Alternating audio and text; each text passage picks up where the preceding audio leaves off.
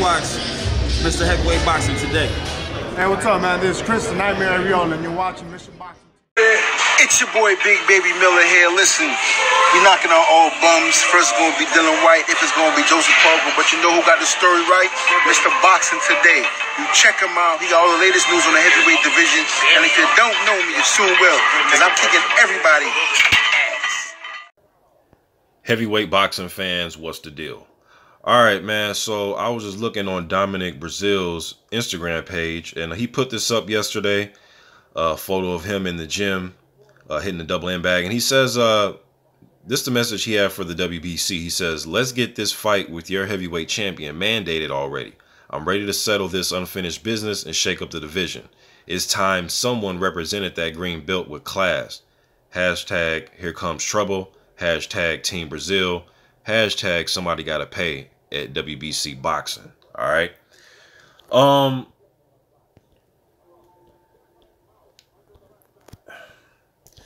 I think that Wilder should start preparing himself, and he probably already has. I'm not privy to exactly what's going on exactly behind the scenes, but Wilder's a guy that likes to stay in shape, so it's not going to be one of those things where he's going to get out of shape and he's chasing this Joshua fight. To me, from the outside looking in, it looked like Joshua is set to really pretty much, most likely fight Povetkin in September.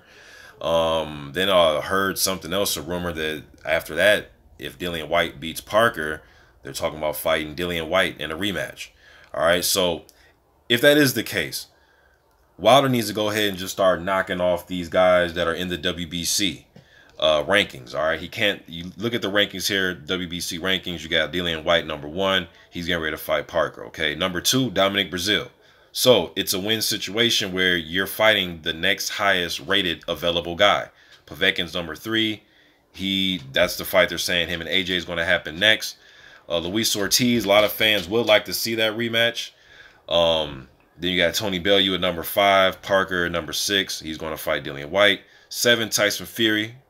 8, Charles Martin, who's going to, rumor I'm hearing is he's going to fight the #9 guy, Adam Konowski. That fight, I'm hearing rumored to be on the Garcia versus Porter undercard. All right, then you got Ajay Caballel at #10.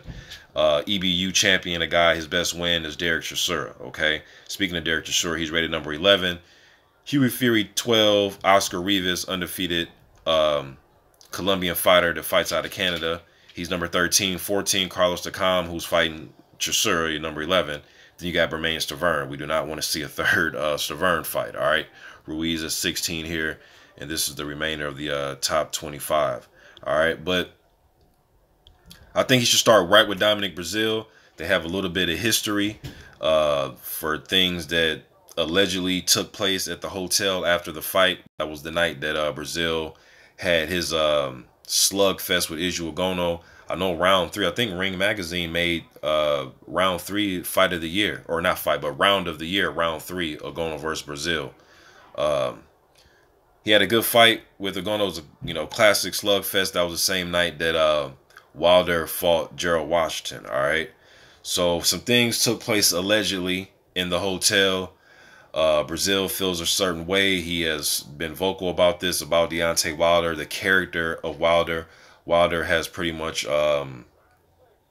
pretty much rebutted all that and said everything that Dominic Breazeale said that allegedly took place didn't happen. All right, so I wasn't there, so I don't know what the hell happened. But what I do know is this can be settled in the ring. Now, I know Breazeale was trying to sue Deontay Wilder outside the ring for the incident that allegedly took place. Best way to settle it, man, with your hands in the ring and get paid for it. You know what I mean? So I like to see this fight. And just style-wise, I think it's an intriguing matchup. Breazeale's big guy, bigger than Wilder's. I believe they're just as tall as, same height, 6'7". I'm not sure if Breazeale's 6'8" or 6'7", but we'll see when they stand face to face. Yeah, but he definitely outweighs Deontay Wilder. So he's he weighs more than him. He's going to put the pressure on. He's going to try to just throw leather. You know what I mean? Just throw leather and be aggressive.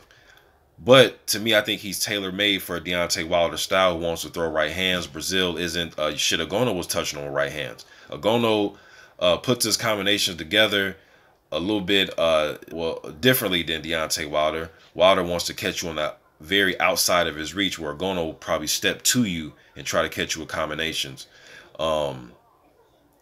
But when Ogono was using the jab, moving, that's a lot what I think Wilder will be doing, but he will be throwing those pinpoint right hands. And Ogono has a good right hand himself, but I think Wilder, from the eye test, looked like he hits harder than Israel Ogono with his right hand. You know what I mean? But style-wise, Breazeale is not the most elusive fighters. Pretty tough to be, you know, super elusive when you're that big. You know what I mean? Just his style isn't based on being elusive, dodging punches and fighting off the back foot. It's not his style. Put the high guard up, try to slip punches, catch him with his high guard gloves, and return fire. You know what I mean? So Breazeale is not, he's in, you know, pretty entertaining fights, whether he's on the losing end. And he only had one loss, and that was to Anthony Joshua. I thought Mansour was up on the cards when the fight got stopped, but like I always say, I thought he was coming on in that fight. Mansour dropped him. I thought Breazeale was coming on in that fight. I thought he was starting to imply his physicality on Mansour, and I know Mansour, he retired on his stool in that fight, saying that you know, his tongue was cut open, he was swallowing a lot of blood, and I think a lot of that had to do with him getting punched in the mouth by Breazeale also, whether he cut his tongue or not. You know what I mean? Breazeale had his hand raised at the end of the fight. You know, everything put aside. All right, so style-wise, I would like the fight, just see how it plays out. And also, Breazeale is rated number 2.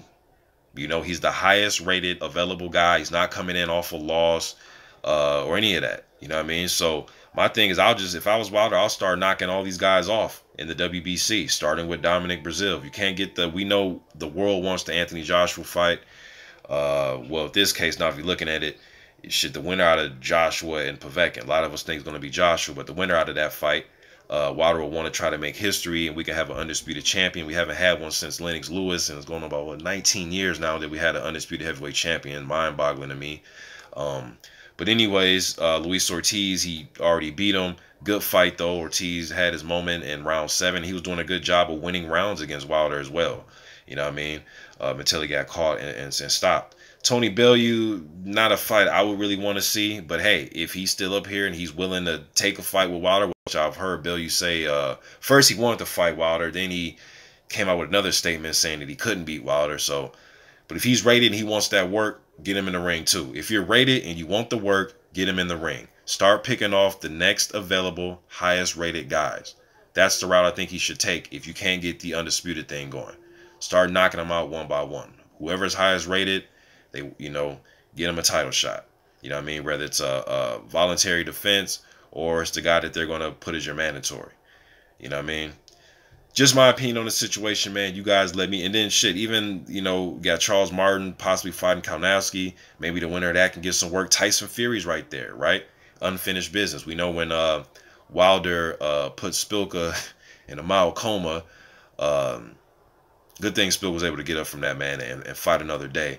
But Tyson Fury jumped in the ring. They went face to face. We all thought that fight was going to be on the horizon. We know, and we know what happened with Fury after that. He had a rematch with Vladimir Klitschko that never took place, and he came back and finally beat Sefer Safiri. Tony, you know, Tyson Fury wants to work. Hey, he still is the guy that beat Klitschko, that put it into the Klitschko era. Well, I think AJ put closure on it by stopping him, but Fury was the one to actually get the victory to split up the titles, you know, to take him away from Vladimir, rather. You know what I mean? He was the guy to do it, and he's still undefeated. Still not in the best shape, Tyson Fury, from what I've seen in his last fight. But, hey, I'd like to see that fight too, Fury versus Wilder. You know what I mean? So if I was Wilder, man, I'll just start going down the list. Next highest rated available guy. You guys let me know what you think in the comment section. I'm gone.